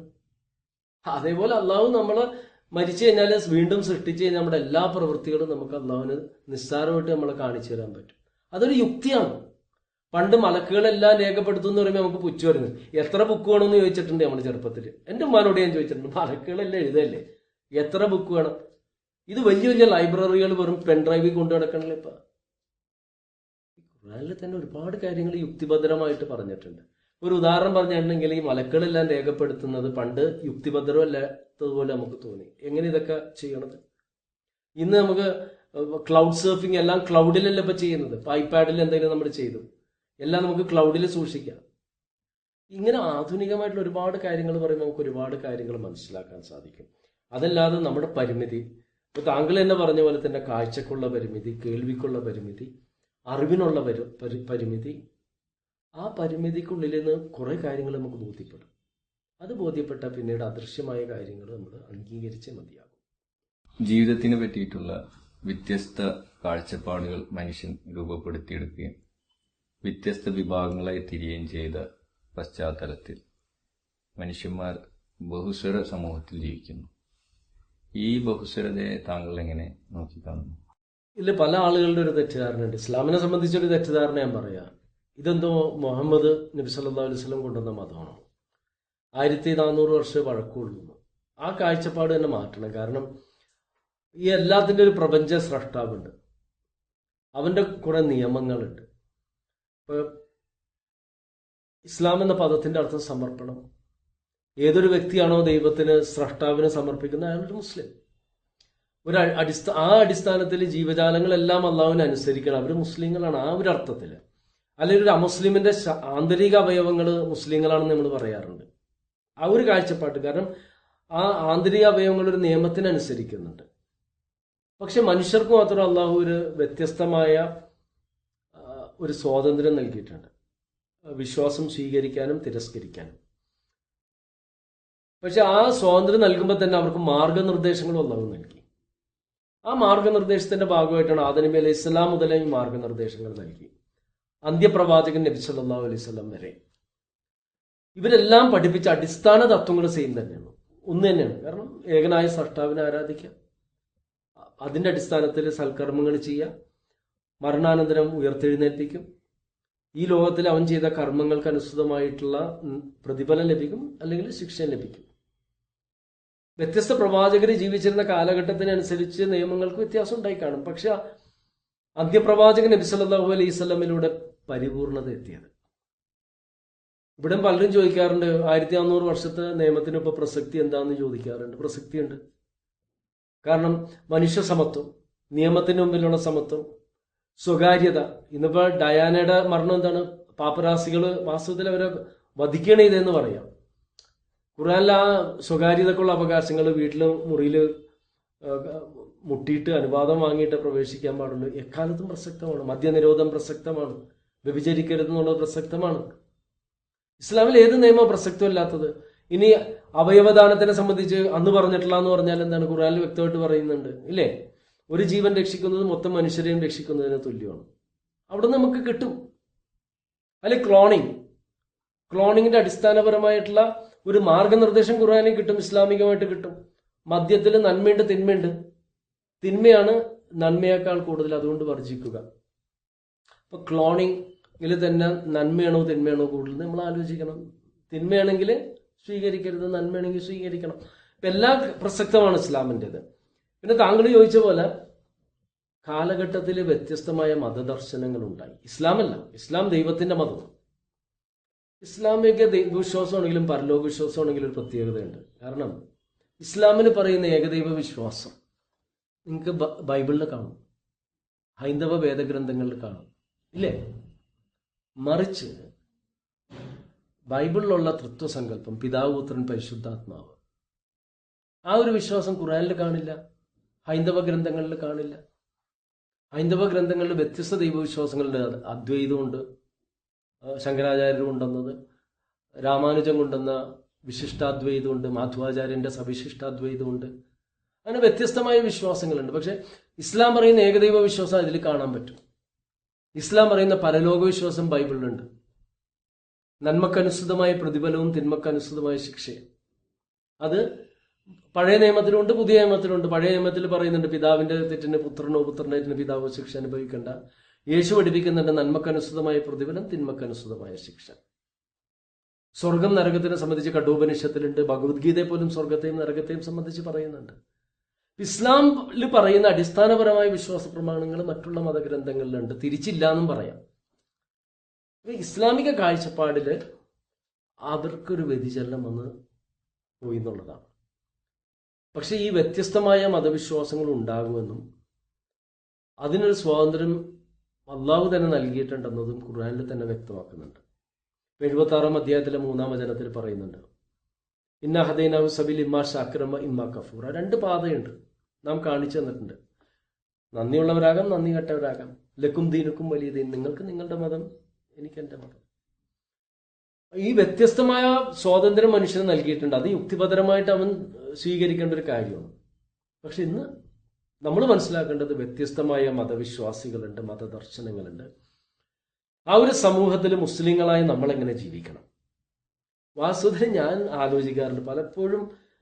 ആളുകൾ പലരും നമുക്ക് വേദന തോന്നുന്ന ഒരു കാര്യമാണ് മുസ്ലിങ്ങളെ ഒരു ഭയക്കുന്ന കണ്ണുകളോടെ കാണുമ്പോൾ എനിക്കൊരു അത്ഭുതമാണ്. കാരണം ഞാൻ താങ്കളോട് ചോദിക്കുകയാണ്, ഏകനായ സൃഷ്ടാവിനെ ആരാധിക്കുന്ന, അള്ളാഹുവിനെ ഭയന്ന് അവനോട് നന്ദി കാണിച്ചും ജീവിക്കുന്ന, നിരപരാധികളെ വധിക്കാതിരിക്കുന്ന, അതിക്രമം പ്രവർത്തിക്കാതിരിക്കുന്ന, മദ്യപിക്കാതിരിക്കുന്ന, വ്യഭിചരിക്കാതിരിക്കുന്ന, സ്വവർഗരീതിയിൽ ഏർപ്പെടാതിരിക്കുന്ന, പരദൂഷണം പറയാത്ത, സ്ത്രീകളെ സംബന്ധിച്ച് അപവാദം പ്രചരിപ്പിക്കാത്ത, പ്രകൃതി വിഭവങ്ങൾ നശിപ്പിക്കാത്ത, അഹങ്കാരത്തോടെ നടക്കാത്ത, മിതമായിട്ട് സംസാരിക്കുന്ന, മാതാപിതാക്കളോട് കാരുണ്യത്തോടെ പെരുമാറുന്ന, സന്താനങ്ങളെ നല്ല രീതിയിൽ വളർത്തിക്കൊണ്ടുവരുന്ന, അയൽക്കാരനെ സ്നേഹിക്കുന്ന, അയൽക്കാരൻ പട്ടിണി കിടക്കുമ്പോൾ വയറ് നിറച്ച് ഭക്ഷിക്കാതെ തന്റെ ഭക്ഷണത്തിൽ നിന്ന് അയാൾ കൂടി നൽകുന്ന, കരാറുകളിൽ ഏർപ്പെട്ടാ പാലിക്കുന്ന, കരിഞ്ചന്തയും പൂഴ്ത്തിവെപ്പും നടത്താത്ത, ഇങ്ങനത്തെ ഒരു മനുഷ്യനെ, ഒരു പൗരനെ ആഗ്രഹിക്കാത്ത ഏത് രാജ്യമാണുള്ളത്?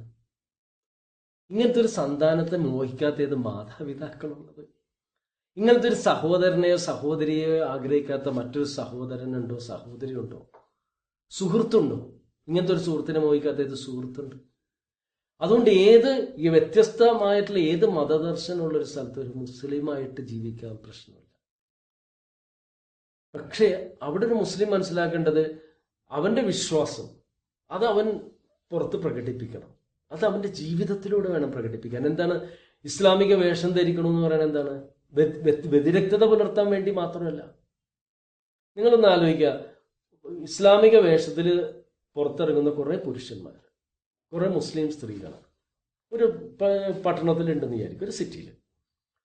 ആളുകൾ ശ്രദ്ധിക്കുമ്പോൾ ബസ്സിൽ പ്രായമായ ആളുകൾ വരുമ്പോൾ പർദ്ദ ധരിച്ച പെണ്ണുങ്ങൾ, ഞാൻ പറഞ്ഞ പർദ്ദ എന്നല്ല പറഞ്ഞൊരു ഇസ്ലാമിക വേഷം ധരിച്ച പെണ്ണുങ്ങൾ എഴുന്നേറ്റ് കൊടുക്കുന്നു. താടിയൊക്കെയുള്ളൊരു മുസ്ലിങ്ങൾ എഴുന്നേറ്റ് കൊടുക്കുന്നു. അന്ധനായിട്ടുള്ള ആളുകളെ വഴി കാണിച്ചു കൊടുക്കുന്നു. അവർ മിതമായിട്ട് സംസാരിക്കുന്നു. ഇതെല്ലാം ഇസ്ലാം പറയുന്ന കാര്യങ്ങളാണല്ലോ. വൃത്തിയോടുകൂടി നടക്കുന്നു. അത് വേഷത്തിൽ കൂടി നമ്മൾ നമ്മുടെ ഇസ്ലാമിനെ നമ്മൾ കാണിച്ചു കൊടുക്കണം.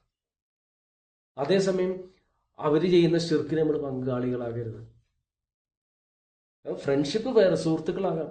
ഇങ്ങനത്തെ വ്യത്യസ്തമായ മതവിഭാഗങ്ങളുള്ള സ്ഥലത്ത് നമുക്ക് സുഹൃത്തുക്കൾ ഉണ്ടാക്കണം. ഇപ്പൊ എന്റെ പാർട്ട്ണർ 1985 മുതൽ ഇന്ന് വരെ, ഇന്നിപ്പോ 2013, എന്റെ പാർട്ട്ണർ അശോകനാണ്.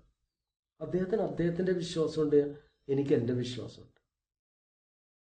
ഞാൻ ചിലപ്പോൾ പ്രസംഗിക്കാൻ പോകുമ്പോൾ അദ്ദേഹം എന്റെ ജോലിയും കൂടി അവിടെ ചെയ്യും. പക്ഷെ അതൊന്നും ഞങ്ങളുടെ സുഹൃത്ബന്ധത്തിനെ ബാധിച്ചിട്ടില്ല. പക്ഷെ അദ്ദേഹത്തിന് എന്റെ വിശ്വാസം അറിയാം, അദ്ദേഹത്തിൻ്റെതായ വിശ്വാസമുണ്ട്. നമ്മൾ മുസ്ലിങ്ങളായിട്ട് ജീവിച്ചാല് ഒരു സ്ഥലത്ത് ഒരു പ്രശ്നമില്ല. മുസ്ലിങ്ങളായിട്ട് ജീവിക്കണം. ഈ ബഹുസ്വര സമൂഹത്തിൽ നൂറ്റാണ്ടുകളോളം മുസ്ലിങ്ങൾ ലോകത്തിന്റെ വിവിധ ഭാഗങ്ങളിൽ ബഹുസ്വര സമൂഹത്തിൽ ജീവിച്ച് പരിചയമുള്ള മുസ്ലിം സമൂഹം ഈ ബഹുസ്വര സമൂഹത്തിൽ എങ്ങനെ ജീവിക്കണമെന്ന് ചില ഭാഗങ്ങളിൽ നിന്ന് ചോദ്യങ്ങൾ വരുന്നുണ്ട്, ഉത്തരങ്ങൾ വരുന്നുണ്ട്. ഇങ്ങനെ ജീവിക്കണം, എന്നാ പോരാ, അതേപോലെ ജീവിക്കണം, ഇതേപോലെ ജീവിക്കണമെന്ന്. അതിന്റെ പ്രസക്തി ഇത്രമാത്രം പരിചയമുള്ള മുസ്ലിം സമൂഹത്തിന് ഇനി കൂടുതൽ എന്തെങ്കിലും ഈ സമൂഹത്തിൽ ജീവിക്കാൻ പഠിക്കേണ്ടതുണ്ടോ? ഇതിൽ നിന്ന് നമ്മൾ മനസ്സിലാക്കേണ്ട ഒരു കാര്യമേ, ഈ പാശ്ചാത്യ മാധ്യമങ്ങളും അല്ലെങ്കിൽ നമ്മുടെ നാട്ടിലെ മാധ്യമങ്ങളുമാണെന്ന് തീരുമാനിക്കുന്നത് നമ്മൾ എങ്ങനെ ജീവിക്കണം, എങ്ങനെ ജീവിക്കണ്ട.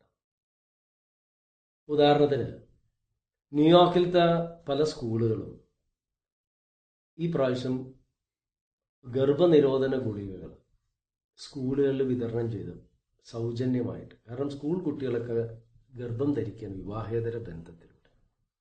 അതേപോലെ തന്നെ അമേരിക്കയിൽ തന്നെ ഫിലഡൽഫിയ എന്ന് പറയുന്ന സ്ഥലത്ത് 21 സ്കൂൾ ക്യാമ്പസസിലെ ഗർഭനിരോധന ഉറകൾ, കോണ്ടംസ് ഫ്രീ സപ്ലൈ ആണ്. സെക്ഷുവലി ട്രാൻസ്മിറ്റഡ്, അതായത് ലൈംഗിക രോഗങ്ങൾ തടയാനായിട്ട്. ഇത് കാണിക്കണം? ഇതിനെ സംബന്ധിച്ചൊന്നും മാധ്യമങ്ങൾക്ക് ഒരു വിഷമമില്ല, ദുഃഖമില്ല. ഇതെല്ലാം സ്വാതന്ത്ര്യമാണ്. ഇപ്പൊ കഴിഞ്ഞ പ്രാവശ്യം ബറാക്ക് ഒബാമ അമേരിക്കയിൽ തെരഞ്ഞെടുക്കപ്പെട്ടു. അതോടൊപ്പം വേറെ പല കാര്യങ്ങളും നടന്ന ആളുകൾക്ക് അറിയില്ല. കാരണം മാധ്യമങ്ങൾ കൊട്ടിഘോഷിച്ചൊരു വിജയമാണ്. ഒരു സ്വർഗ ലൈംഗിക ബന്ധത്തിൽ പരസ്യമായിട്ട് അതിനനുകൂലിക്കുകയും അങ്ങനെ ഏർപ്പെടുകയും ചെയ്യുന്ന ഒരു സ്ത്രീ അമേരിക്കൻ വിസ്കോൺസിൻ എന്ന് പറഞ്ഞ സ്ഥലത്ത് കൂടി ആ സ്ത്രീ വിജയിച്ചു അമേരിക്കൻ US സെനറ്റിലോട്ട്. അത് മാധ്യമങ്ങൾ പറയുന്ന വലിയ സംഭവമായിട്ട് പറയും. ബാൾവിൻ എന്ന് പറഞ്ഞ സ്ത്രീയാണ്. അതാണോ അവർ മാധ്യമങ്ങൾ ഉദ്ദേശിക്കുന്നത്? ആ രീതിയിൽ നമ്മൾ ജീവിക്കണമെന്നുള്ളതാണ് അവർ പറയുന്നത്.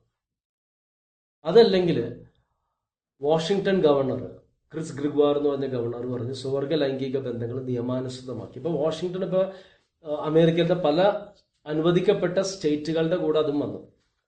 വാഷിങ്ടണിന്റെ പ്രശസ്തമായ വാഷിങ്ടൺ കത്തീഡ്രൽ ഉണ്ട്. സ്വർഗ ലൈംഗിക ബന്ധം പരസ്യമായിട്ട് അംഗീകരിക്കുകയും അങ്ങനത്തെ വിവാഹം നടത്തി കൊടുക്കാൻ തീരുമാനിച്ചു. ചർച്ച് ഓഫ് ഇംഗ്ലണ്ട് ആദ്യത്തെ സ്വർഗ ലൈംഗിക ബന്ധത്തിൽ ഏർപ്പെടുന്ന ബിഷപ്പിനെ സ്വീകരിക്കാൻ തയ്യാറെടുത്തിരിക്കുകയാണ്. അതുപോലെ തന്നെ വാഷിങ്ടണും കൊളറാഡോയും കഞ്ചാവ് ഉപയോഗിക്കുന്നത് നിയമാനുസൃതമാക്കി. കാലിഫോർണിയ നിയമസഭ ഒരെണ്ണം പാസാക്കി ലൈംഗിക ചിത്രങ്ങൾ അഭിനയിക്കുന്ന നടന്മാര് ഗർഭനിരോധന ഉറ ധരിക്കണം. അപ്പൊ അവിടുത്തെ ആളുകൾ ഇപ്പൊ പ്രൊഡ്യൂസേഴ്സ് പറഞ്ഞേക്കാണ്, ഈ പോൺ സിനിമകൾ ഉണ്ടല്ലോ, ലൈംഗിക ചിത്രങ്ങൾ നിർമ്മിക്കുന്നവർ പറഞ്ഞേക്കാണ്, ഞങ്ങൾ അവിടെ നിന്ന് മാറി മയാമി എന്ന് പറഞ്ഞ സ്ഥലത്തോട്ടൊക്കെ പോകാൻ പോവുകയാണ്. അമേരിക്കയിൽ ഒട്ടുമിക്ക സ്ഥലങ്ങളിലും ഇതേപോലെ ചിത്രങ്ങൾ നിർമ്മിക്കുക, വിതരണം ചെയ്യുക ഒരു പ്രശ്നമില്ല. പാരീസിലെ തെരുവിലൊക്കെ പരസ്യമായിട്ട് ലൈംഗിക ചിത്രങ്ങൾ പ്രദർശിപ്പിച്ചാലും കുഴപ്പമില്ല. പക്ഷേ മുസ്ലിം സ്ത്രീകൾ ശിരോവസ്ത്രം അണിഞ്ഞാൽ അവർക്ക് പ്രശ്നമാണ്. ഇത് മാധ്യമങ്ങളാണ് നമ്മളോട് എന്താണ് ധാർമ്മിക മൂല്യങ്ങൾ എന്ന് പറയുന്നത്. കാരണം സ്വർഗ ലൈംഗിക ബന്ധത്തെ ആരെങ്കിലും എതിർത്താൽ അവർ പിന്തിരിപ്പന്മാരായി, നഗ്നത മറച്ചാൽ അവർ പിന്തിരിപ്പന്മാരായി. മാധ്യമങ്ങൾ പറഞ്ഞിട്ടില്ല മുസ്ലിങ്ങൾ ജീവിക്കേണ്ടത്. 1400 വർഷങ്ങൾക്ക് മുമ്പ് സൃഷ്ടാവ്. കാരണം നമ്മുടെ സ്വപ്നങ്ങളും ആഗ്രഹങ്ങളും അഭിലാഷങ്ങളും വികാരങ്ങളും വിചാരങ്ങളും എല്ലാം അറിയാവുന്ന സൃഷ്ടാവ് നമുക്കൊരു നിയമം തന്നിട്ടുണ്ട്. ആ നിയമത്തിന് അനുസരിച്ച് നമ്മൾ ജീവിക്കണം. ഈ ധാർമ്മിക മൂല്യങ്ങളൊന്നും കാലത്തിനനുസരിച്ചും സമയത്തിനനുസരിച്ചും നൂറ്റാണ്ടുകൾക്കനുസരിച്ചും മാറില്ല. വഞ്ചന പ്രഭാതത്തിൽ തെറ്റാണെങ്കിലും മധ്യാഹ്നത്തിലും തെറ്റാണ്, സന്ധ്യാനേരത്തും തെറ്റാണ്, രാത്രിയിലും തെറ്റാണ്. വഞ്ചന ഇന്നലെ തെറ്റായിരുന്നു, ഇന്നും തെറ്റാണ്, നാളെയും ഇന്നും തെറ്റായിരിക്കും, നാളെയും തെറ്റായിരിക്കും, ഈ ലോകമുള്ള കാലഘട്ടം വരെ തെറ്റായിരിക്കും. വഞ്ചന ഈ നൂറ്റാണ്ടിൽ തെറ്റാണെങ്കിൽ കഴിഞ്ഞ നൂറ്റാണ്ടിലും തെറ്റാണ്, എത്ര നൂറ്റാണ്ട് കഴിഞ്ഞാലും തെറ്റാണ്. വഞ്ചന ഇന്ത്യയിലും തെറ്റാണെങ്കിൽ അമേരിക്കയിലും തെറ്റാണ്, പാകിസ്ഥാനിലും തെറ്റാണ്, സൗദി അറേബ്യയിലും തെറ്റാണ്. ഇവിടെ നാം മനസ്സിലാക്കേണ്ട ഒരു കാര്യം എന്താണെന്ന് വെച്ചിട്ടുണ്ടെങ്കിൽ ഈ ധാർമ്മിക മൂല്യങ്ങൾ മുസ്ലിങ്ങൾ എങ്ങനെ ജീവിക്കണമെന്ന് തീരുമാനിക്കേണ്ട മാധ്യമങ്ങളല്ല, അത് അള്ളാഹു തീരുമാനിച്ചിട്ടുണ്ട്. അതിനനുസരിച്ച് നമ്മൾ ജീവിച്ചാൽ, ഞാൻ നേരത്തെ പറഞ്ഞില്ലേ, വ്യഭിചരിക്കാത്ത, സ്വർഗരതിയിൽ ഏർപ്പെടാത്ത, തെറ്റുകൾ ചെയ്യാത്ത ഒരു മുസ്ലിമിനെ എല്ലാവർക്കും ഇഷ്ടപ്പെടും. ഒരു സംശയമില്ല. നമ്മൾ മുസ്ലിങ്ങളായിട്ട് മാത്രം ജീവിച്ചത്. നിരീശ്വരവാദ പ്രസ്ഥാനങ്ങളുടെ അതിപ്രസരം കഴിഞ്ഞ ഒരു കാലഘട്ടത്തിൽ യുക്തിചിന്തയോട് അവർക്ക് നീതി പുലർത്താൻ കഴിയാത്ത ഈ ഒരു സാഹചര്യത്തിൽ, അതേപോലെ ലോകത്ത് ധാർമ്മിക നിലവാരം തകരുകയും എല്ലാവിധ മ്ലേച്ഛ പ്രവൃത്തിയിൽ സമൂഹം ഏർപ്പെടുകയും ചെയ്യുന്ന ഈ പ്രത്യേക കാലഘട്ടത്തിൽ ഖുർആൻ വിശേഷിപ്പിച്ച ഹൈറും ഉമ്മത്ത്, അതായത് ഉത്തമമായ മധ്യമമായ സമൂഹമായ മുസ്ലിങ്ങൾക്ക് എഴുന്നേറ്റ് നിൽക്കാൻ പറ്റിയ ഏറ്റവും നല്ല ഉചിതമായ ഒരു സാഹചര്യം അല്ലേ ഇത്? വളരെ പ്രസക്തമായൊരു ചോദ്യമാണ്. കാരണം ഇന്ന് ഇസ്ലാമിലേക്ക് കടന്നു വരുന്ന പാശ്ചാത്യ നാട്ടിലത്തെ ഒരുപാട് ആളുകൾ പറയുന്നത് ധാർമ്മികമായ മൂല്യങ്ങളുടെ തകർച്ച, അത് പിടിച്ചു നിർത്താൻ ഇസ്ലാമിന് മാത്രമേ സാധിക്കുള്ളൂ. അതൊരു യാഥാർത്ഥ്യമാണ്. കാരണം ഇന്നത്തെ കാലഘട്ടം ഇസ്ലാമിന് വളരെ പ്രസക്തമായ ഒരു കാലഘട്ടമാണ്. അത് മുസ്ലിങ്ങൾ യഥാർത്ഥത്തിൽ ഉപയോഗിക്കണം. കാരണം ഒരു പെന്തക്കൊസ്ത് വിഭാഗത്തിൽപ്പെട്ട ഒരാൾക്ക് വന്നിട്ട് നമ്മളോട് അവരുടെ വിശ്വാസത്തിനെ സംബന്ധിച്ച് പറയണമെങ്കിൽ വീടിന്റെ കഥകിൽ തട്ടി വിളിച്ചിട്ട് വേണം പറയാൻ. മറിച്ച് മുസ്ലിങ്ങൾക്ക് ഇതിന്റെ പ്രശ്നമൊന്നുമില്ല. കാരണം ഒരുപാട് ആളുകൾ നമ്മളോട് വന്ന് ചോദ്യങ്ങൾ ചോദിക്കണം. എന്താ ഇങ്ങനെ, അല്ലെങ്കിൽ എന്താ ഇസ്ലാം, എന്താണ് അല്ലെങ്കിൽ തീവ്രവാദം, എന്താണ് ഭീകരവാദം, ഇത് പറഞ്ഞു കൊടുക്കാനുള്ള ഒരു അവസരങ്ങൾ നമുക്ക് ലഭിക്കും. മറിച്ച് ഈ അധപതനത്തിലേക്ക് പോകുന്ന ഈ കാലഘട്ടത്തിൽ ഈ അധാർമികതയെ പിടിച്ചു നിർത്താൻ ഏതെങ്കിലും ഒരു മതദർശനം ഉണ്ടെങ്കിൽ, ഏതെങ്കിലും ഒരു ദർശനം ഉണ്ടെങ്കിൽ അത് ഇസ്ലാം മാത്രമാണ്. ആ മനുഷ്യ സമൂഹത്തിന്റെ നന്മക്ക് വേണ്ടി നമ്മളത് ചെയ്യാന്നുള്ളതാണ്. പക്ഷേ അത് ചെയ്യണമെങ്കിൽ മറ്റുള്ള സ്ഥലത്ത് നമ്മളിത് പറയുന്നതിന് മുമ്പ് നമ്മുടെ ജീവിതത്തിലൂടെ നമുക്ക് കാണിച്ചു കൊടുക്കാൻ സാധിക്കണം. കാരണം ഇന്ന് ഞാൻ വിശ്വസിക്കുന്നത് അള്ളാഹുവിനെ ഭയന്നുകൊണ്ട് അവന്റെ പ്രീതി ആഗ്രഹിച്ചുകൊണ്ട് നന്മയിലൂടെ ജീവിക്കുന്ന മഹാഭൂരിപക്ഷം ഏതെങ്കിലും ഒരു വിഭാഗത്തിലുണ്ടെങ്കിൽ അത് മുസ്ലിങ്ങൾ തന്നെയാണെന്നാണ് ഞാൻ വിശ്വസിക്കുന്നത്. കാരണം അള്ളാഹുവിന്റെ ചിന്തയാൽ 5 നേരം കോടിക്കണക്കിന് മുസ്ലിങ്ങൾ പള്ളിയിൽ പോണില്ലേ? അള്ളാഹുവിന്റെ പ്രീതി ആഗ്രഹിച്ചിട്ട് കോടിക്കണക്കിന് മുസ്ലിങ്ങൾ വ്രതം അനുഷ്ഠിക്കുന്നില്ലേ? അള്ളാഹുവിന്റെ പ്രീതി ആഗ്രഹിച്ചുകൊണ്ട് 1 ലക്ഷക്കണക്കിന് മുസ്ലിങ്ങൾ സക്കാത്ത് നൽകുന്നില്ലേ? അള്ളാഹുവിന്റെ പ്രീതി ആഗ്രഹിച്ചുകൊണ്ട് ഒരു കളവ് പറയാത്ത എത്രയോ മുസ്ലിങ്ങളുണ്ട്, വഞ്ചിക്കാത്ത മുസ്ലിങ്ങളുണ്ട്. വളരെ ചെറിയൊരു വിഭാഗം ചെയ്യുന്നതിന്റെ പാപഭാരം നമ്മുടെ മേലിൽ അടിച്ചേൽപ്പിക്കപ്പെട്ടേക്കാണ് എപ്പോഴും. അതിലൂടെ നമ്മൾ വലിയൊരു വിഭാഗം മുസ്ലിങ്ങൾ, സത്യവിശ്വാസികൾ ചെയ്യുന്ന നന്മകൾ നമ്മൾ കാണാതെ പോയിട്ടുണ്ട്. പക്ഷെ ഇവിടെ നമ്മൾ എന്താ ചെയ്യേണ്ടതെന്ന് ചോദിച്ചാൽ നമ്മൾ മുസ്ലിങ്ങളായിട്ട് ജീവിക്കാൻ നമ്മുടെ ജീവിതത്തിലൂടെ വേണം കാണിക്കാൻ. പ്രവാചകന്റെ ജീവിതത്തെ സംബന്ധിച്ച് ചോദിച്ചില്ലേ? ആയിഷ റളിയല്ലാഹു അൻഹയോട് ചോദിച്ചപ്പോൾ എന്താ പറഞ്ഞു? ഹുൽഖുഹു അൽ ഖുർആൻ, ഖുർആനായിരുന്നു ജീവിതം. അപ്പൊ ജീവിക്കുന്ന ഖുർആനുകളായിട്ട് നമുക്ക് തീരാൻ സാധിക്കണം. നമ്മുടെ ജീവിതത്തിലൂടെ, നമ്മുടെ പ്രവൃത്തിയിലൂടെ, നമ്മുടെ സാമ്പത്തിക ഇടപാടുകളിലൂടെ നമുക്കത് സാധിച്ചിരിക്കണം. അങ്ങനെ നമുക്ക് സാധിക്കാൻ സാധിച്ചാൽ ഇസ്ലാമിന്റെ പ്രസക്തി ആർക്കും നിഷേധിക്കാൻ സാധിക്കില്ല. കാരണം അമേരിക്കയിലും യൂറോപ്പിലും ചൈനയിലും അതുപോലെ തന്നെ റഷ്യയിലെല്ലാം ഒരുപാട് ആളുകൾ ഇസ്ലാമിക വിശ്വാസത്തിൽ വന്നുകൊണ്ടിരിക്കുന്നുണ്ട്, ലോകത്തിന്റെ വിവിധ ഭാഗങ്ങളിൽ നിന്ന്. നിങ്ങളൊന്ന് ചിന്തിക്കണം, നമുക്ക് തൊഴിൽ ലഭിക്കാൻ ബുദ്ധിമുട്ട്, വീട് വാടകയ്ക്ക് ലഭിക്കാൻ ബുദ്ധിമുട്ട്, എയർപോർട്ടിൽ നമ്മൾ ഉപദ്രവം ഏറ്റുവാങ്ങുകയാണ്. എല്ലാ മേഖലകളിലും മുസ്ലിങ്ങൾ ഇത്രയധികം കഷ്ടതയും ബുദ്ധിമുട്ടും അവഹേളനവും സഹിച്ചിട്ടും ഇത് മറ്റേതെങ്കിലും മതവിഭാഗത്തിൽപ്പെട്ട ആളായിരുന്നു ആ വിശ്വാസം ഉപേക്ഷിച്ച് പോയത്. മറിച്ച് ഈ വിശ്വാസത്തോട്ടിലോട്ട് ആളുകൾ വന്നുകൊണ്ടിരിക്കുകയാണ്. അത് തന്നെയാണ് ഇസ്ലാമിന്റെയും ഖുർആന്റെയും പ്രവാചക ഉത്ബോധനത്തിന്റെയും പ്രസക്തി. നമ്മൾ മുസ്ലിങ്ങളായിട്ട് ജീവിച്ച് മുസ്ലിങ്ങളായിട്ട് ജീവിതത്തിലൂടെ നമ്മൾ പ്രബോധനം നടത്തണം. താങ്കളുടെ ഉത്തരത്തിൽ നിന്ന് എനിക്ക് മനസ്സിലാവുന്നത് ഇത് ദൈവീക ദീനാണെന്നുള്ളതിന്റെ തെളിവാണ്. ജനങ്ങൾ വീണ്ടും വീണ്ടും ഇസ്ലാമിലോട്ട് വരുന്നത് വളരെയധികം ശുഭാപ്തി വിശ്വാസത്തോടു കൂടിയിട്ടാണ് നമുക്ക് കേൾക്കാൻ കഴിയുന്നത്. തീർച്ചയായും. കാരണം നബി സല്ലല്ലാഹു അലൈഹി വസല്ലം പറഞ്ഞിട്ടുണ്ട്, മറ്റുള്ള പ്രവാചകർക്കൊക്കെ പല അത്ഭുതങ്ങളും ചെയ്യാനുള്ള അവസരങ്ങൾ അല്ലാഹു നൽകി. എനിക്ക് നൽകിയിട്ടുള്ള ഏറ്റവും വലിയ അത്ഭുതം ഖുർആനാണ്. ആ ഖുർആൻ കൊണ്ട് തന്നെ ഏറ്റവും അധികം ആളുകൾ എന്റെ അനുയായികളായിരിക്കും എന്ന് പ്രവാചകൻ അന്ന് പറഞ്ഞു. 1400 വർഷങ്ങൾ മുമ്പ്. അത് ഇന്നും പ്രസക്തമാണ്, യാതൊരു സംശയമില്ല. ഈ ശുഭാപ്തി വിശ്വാസത്തോടു കൂടിയിട്ട് നമ്മളിവിടെ അവസാനിപ്പിക്കുകയാണ്. താങ്കൾക്ക് ഇനിയും കൂടുതൽ ദീനി പ്രവർത്തനത്തിൽ ഏർപ്പെടാൻ അള്ളാഹു അനുഗ്രഹം നൽകുമാറാകട്ടെ. അസ്സലാമു അലൈക്കും.